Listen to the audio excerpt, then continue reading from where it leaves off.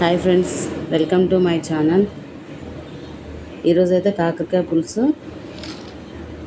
సింపుల్గా టేస్టీగా ఏ విధంగా ప్రిపేర్ చేసుకోవాలో చూపిస్తా అండి. ఫస్ట్ అయితే కాకరకాయలు తీసుకొని కడిగి విధంగా ముక్కలుగా కట్ చేసుకోవాలండి. పులుసుకి అయితే రౌండ్గా కట్ చేసుకోవాలండి.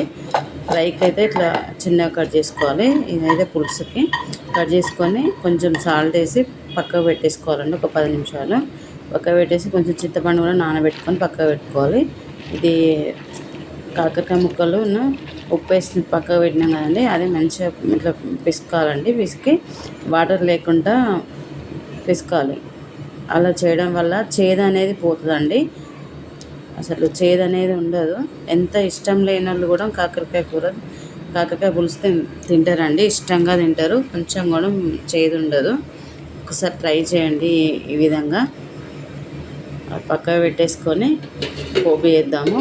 పోపులోకి అయితే ఫస్ట్ ఆయిల్ వేసేసి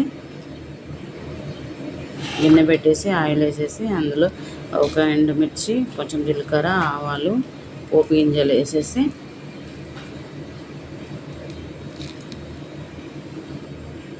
ఉల్లిగడ్డలు అయితే మెయిన్ అండి. ఉల్లిగడ్డలు, కరివేపాకు వేసి కొంచెం గోలనివ్వాలి. మెంతాకు వేసినా కూడా బాగానే ఉంటుందండి. కాకపోతే నేను వేయలేదు. మెంతాకు కూడా బాగుంటుంది. పులుసు కూరలలో మెంతాకు కంపల్సరీ వేసుకోవాలండి.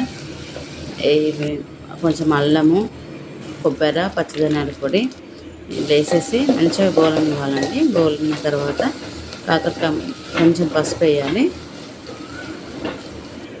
పసుపు వేసుకొని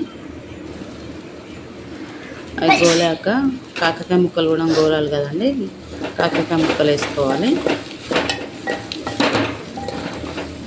చాలాసేపు గోలనివ్వాలండి. కొంచెం కారపొడి, రుచికి తగ్గట్టు కారపొడి, ఉప్పు వేసుకొని ఇది మాత్రం చిక్కగా రానికైతే నేనైతే నువ్వుల పొడి వేస్తాను అండి.